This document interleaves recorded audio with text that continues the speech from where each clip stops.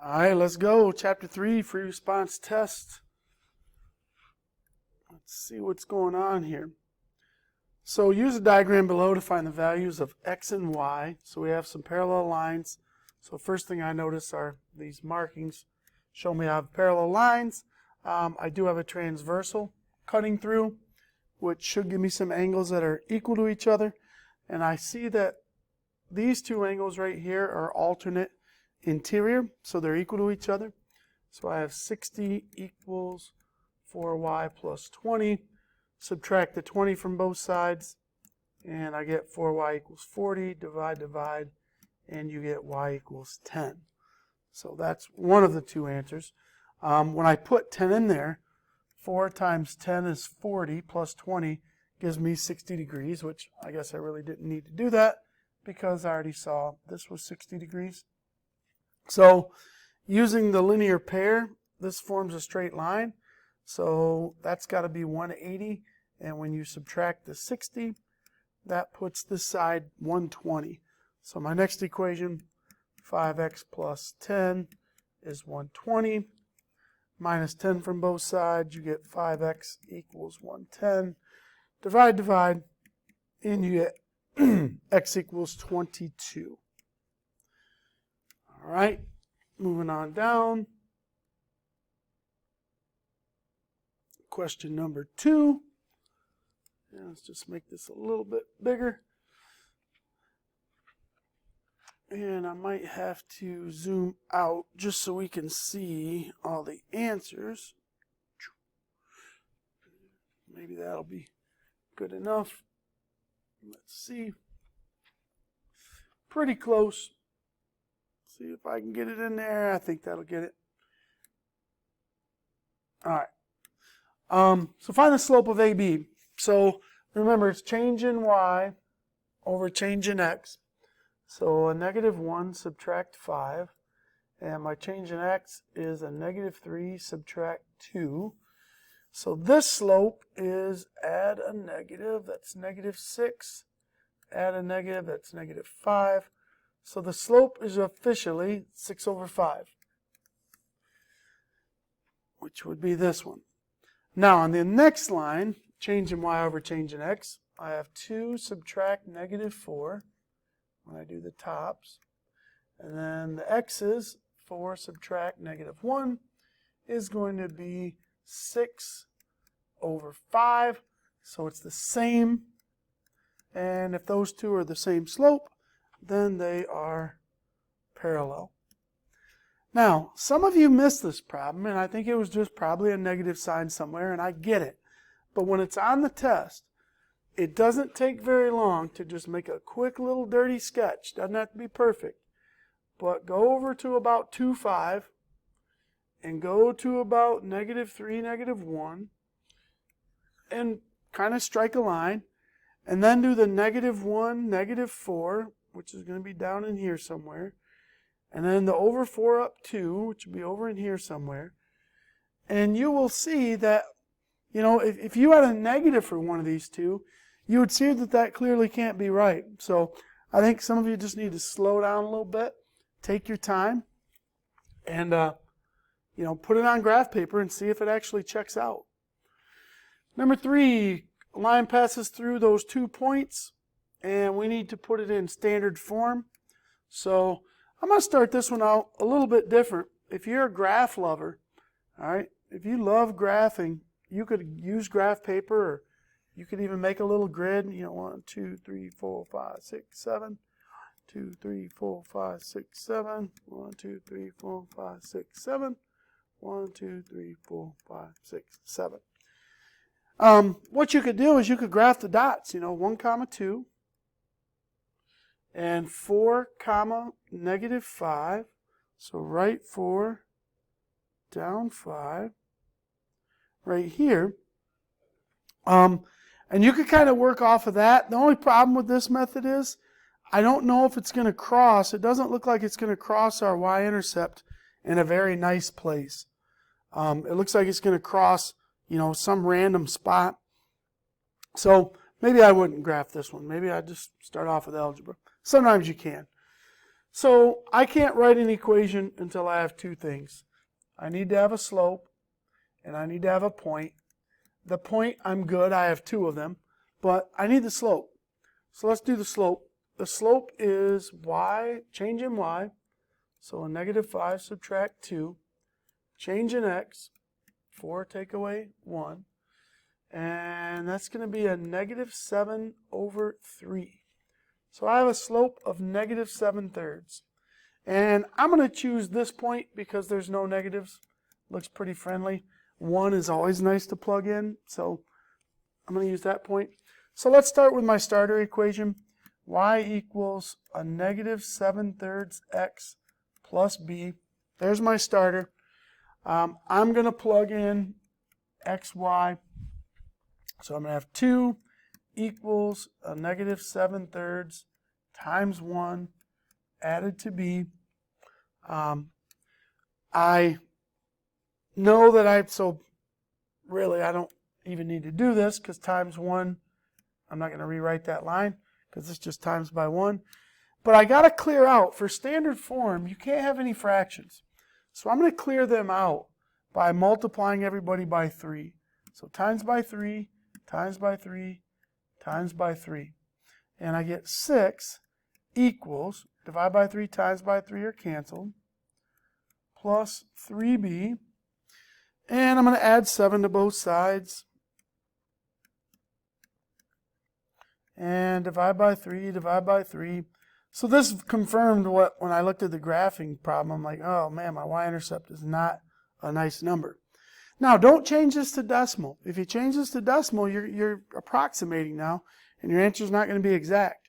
So I do have a line, it's y equals -7/3 x. I now have my b plus 13/3. We're still fine. There's no issues here because now to make it standard form, both of these have a divide by 3, so I'm going to multiply everybody by 3. And I get 3y equals, this cancels out, I got -7x. This cancels out, and I have a plus 13, which is great. I'm going to add the 7x to both sides, and I end up with my answer. Now, I saw a lot of people have answers of 7x plus 3y equals 1, and I'm not really quite sure where the 1 came from. So maybe when we're in class or when we're talking about this, somebody can shed some light on where the 1 came from, because I didn't really see how that happened. All right, next one, number 4. A lot of people miss this one. I think this was the second most missed problem. This was the only question out of section 3.4. And the whole thing basically came down to that when you have a point and you have a line, the shortest distance is the perpendicular. So I know this 2x has got to be smaller. So 2x has got to be less than 3x minus 4. And now I need to solve this. I need to solve this inequality. So a couple different ways you could do it. If you want to minus the 3x, I normally don't do it this way, but I saw some people do it this way and screw up, so I'm going to do it this way.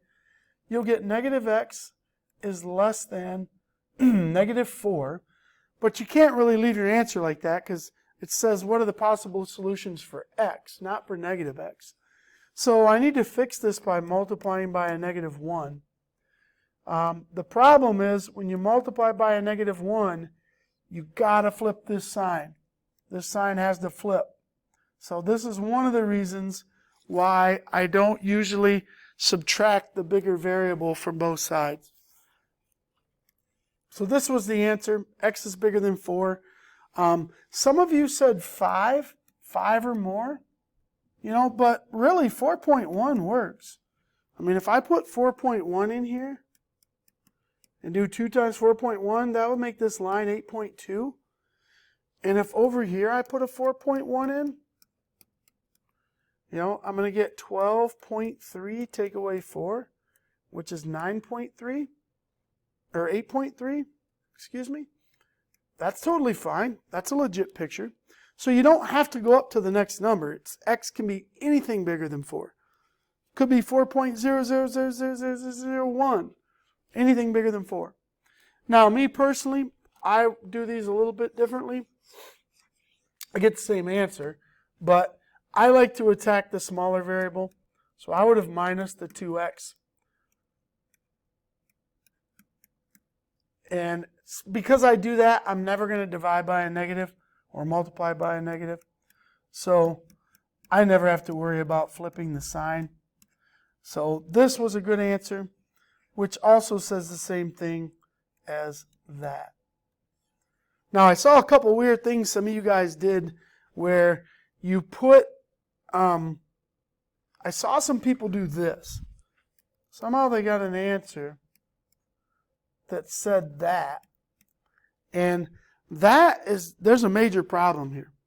Because if you look at this right here is saying that all numbers bigger than 4.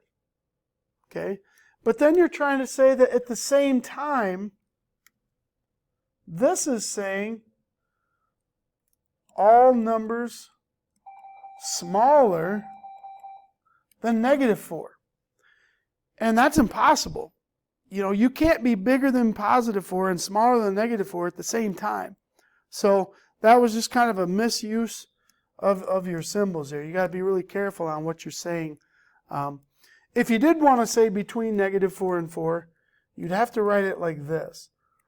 That's saying x is bigger than negative 4, but x is smaller than 4. It's still wrong, but at least now your x is trapped between two numbers properly. All right, moving on down. Number 5. See what we got here. Assume the lines below are parallel. Find the measure of, and I was getting answers on here like in the 300s.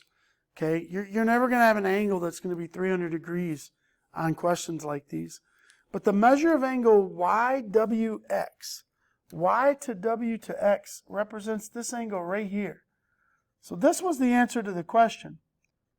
So be really careful, you guys that are putting 300s and 400s and big old numbers. That's not that big of an angle right there. Well, here's what we're going to do. If this is 72, I'm going to vertical angle in, and you're 72. Now, if I have parallel lines, and this is 131, right here, well, same side interior angles said that this has to add up to 180, because look at this, we got this Z going on here. All right, we got this little Z going on, which means that this angle and this angle are the same, and these two are same side interior angles, so they have to add up to 180. So if I do 180 minus 131, I get 49. So that's what you are. And now I can focus all my efforts right here on this triangle that has to add up to 180 degrees. So right now I have 49 and 72. So I have 121 degrees in this triangle. I need 180. So when I subtract those, I get an answer of 59 degrees. So that was your final answer, 59. Number 6, we saw a ton of these. We actually did really well on this one. So I'm pretty happy. I'm going to go pretty quick through this. But you add your own auxiliary line. You can linear pair across to find out that this is 37, which means he's 37, alternate interior. On the top, I can subtract from 180 and get 39, which means you're 39. And now I simply add these two together, which should come out to be 76 degrees. Be the correct answer for that one. All right. This was one of the tougher ones. So, a few different ways to do this. The absolute fastest way is to use the shortcut. If you watch the response review video, I showed you a shortcut in there that so most, or not most, but all standard form equations are written in ax plus by equals c form. So your number in front of x is your a number. This expression in front of the y is the b number. And this is your c number. And the slope is always going to be the opposite, or the opposite sign of a over b, every single time. So I could find these three slopes really quick. So these are my a numbers. Those are my a's. And my b numbers are, -1, +1, and -2. So those are my a's and those are my b's. So let's do this. We have opposite a over b. We have opposite a over b. And we have opposite a over b. And when I look at those, it says which of the following are parallel. Parallel means they got to be the same slope. Well, none of these are the same slope. So the correct answer for this one was none. None of those lines are parallel. Perpendicular means they got to be opposite reciprocals, or opposite flips of each other. And these two are opposites, but they're not flips of each other. So that's not perpendicular. These two right here are the ones that are going to be opposite reciprocals, because he's -2 over +1, and he's flip it, change the sign. So it looks like B and C were the perpendicular ones. Now, if you didn't want to use a shortcut, you also could have just solved. I'm not going to do all of them, but I will show you like the first one. If I want to solve this for y slope-intercept form, I minus 2x from both sides, and I get -y equals -2x minus 4. And then I got to multiply everybody by a -1, and you get y equals 2x plus 4. And so that will give me a slope of 2 for him. And then I'd have to repeat that for all of them. The shortcut is a lot faster, though, the opposite of a over b. All right. Looks like we're down to the last problem. This was actually an ACT question from a few years ago. What is the slope of any line that is perpendicular to the y-axis? Well, so here's our coordinate grid. This is the y-axis, right here, that line. And any line that's going to be perpendicular to him is going to be coming this way. And when you're a flat line, your slope is going to be 0. So the correct answer there was 0. Hopefully you can use this information to help you out on the retake if you are eligible.